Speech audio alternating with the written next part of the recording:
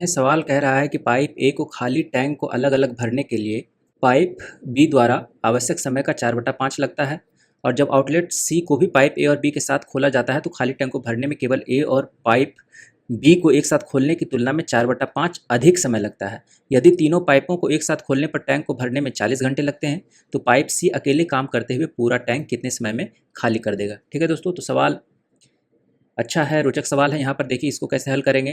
तो सबसे पहले दोस्तों यहाँ पर हम जानते हैं इफ़िशियंसी मेथड में कि जो भी हमारा टाइम होता है उसका उल्टा इफ़िशियंसी होता है। ठीक है, जो भी क्षमता होगा वो समय का व्युत्क्रमानुपाती होगा। यानी कि अगर समय कम है तो उसका एफिशिएंसी ज़्यादा है, अगर समय ज़्यादा है तो उसका एफिशिएंसी कम है। तो हमारे पास है ए और बी। ठीक है, तो ए और बी का टाइम का रेशियो देखेंगे, टाइम का रेशियो, और फिर इसका एफिशिएंसी का रेशियो देखेंगे। तो टाइम का रेशियो कितना है, तो ए और बी का 4/5 है सवाल के अनुसार से। बी 5 समय ले रहा है तो ए 4 यूनिट ले रहा है। ठीक है, तो इसका एफिशिएंसी हो जाएगा 5:4, इसका उल्टा हो जाएगा। ठीक है, उसी तरीके से दूसरा है सी को ए और बी को एक साथ खोलने के, सी को भी ए और बी के साथ खोला जाता है। ठीक है, तो यानी कि सी मतलब हो गया खोलने वाला पाइप, ये पानी निकालने वाला पाइप। ठीक है, तो सी प्लस ए प्लस बी, ठीक है, बटा ए प्लस बी का अगर टाइम का रेशियो देखेंगे तो सवाल में ये दिया हुआ है कि अगर ए और बी को एक साथ खोलने की तुलना में 4/5 अधिक समय लगता है, यानी कि 5 जो है अगर इसका ए प्लस बी का समय का अनुपात है तो 4/5 अधिक लग रहा है, यानी कि 5 से ये 4 ज़्यादा होगा, यानी कि 9 यूनिट ये बनेगा। ठीक है दोस्तों, तो इसका जो इफिशियंसी हो जाएगा वो कितना हो जाएगा, 5:9, इसका उल्टा हो जाएगा। ठीक है, अब यहाँ पर हम इफिशियंसी का खेल है, तुरंत इसको इक्वेट करेंगे और हमारा आंसर निकल कर आ जाएगा। तो यहाँ पर देखिए कि ए प्लस बी का जो इफिशियंसी है वो 9 यूनिट है, और क्या ए बटा बी का जो टोटल इफिशियंसी क्या ये 9 यूनिट के बराबर है, तो आप कहेंगे हाँ है, 5 और 4 9 है। ठीक है, तो इसी को हम लेकर आगे बढ़ेंगे।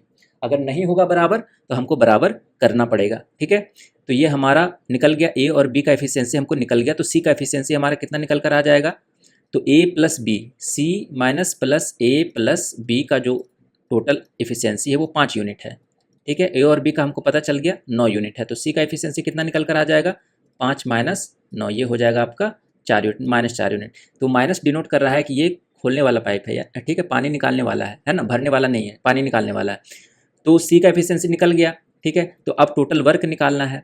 तो टोटल वर्क क्या होता है, टोटल वर्क होता है दोस्तों टाइम इंटू इफिशियंसी। तीनों का एक साथ जो है खोलने पे 40 घंटा समय लगता है भरने में, है ना।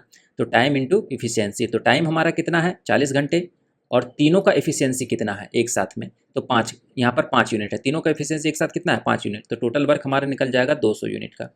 ठीक है, अब बोल रहा है कि इस 200 यूनिट को खाली करने के लिए पाइप सी कितना समय लेगा, तो फिर से वही फार्मूला लगाएंगे। सी का जो समय होगा, सी का जो टाइम होगा वो कितना होगा, टाइम बराबर क्या होता है वर्क बटा इफिशियंसी। वर्क कितना है 200 यूनिट और सी का एफिशिएंसी कितना है 4 यूनिट, तो कितना आ जाएगा 4 पंचे 20, यानी कि 50 घंटे समय जो है वो लेगा। ठीक है दोस्तों, तो इस तरह से हम सवाल को तोड़ तोड़ के हल करेंगे तो सवाल जो है ज़्यादा आसानी से सॉल्व हो जाएंगे।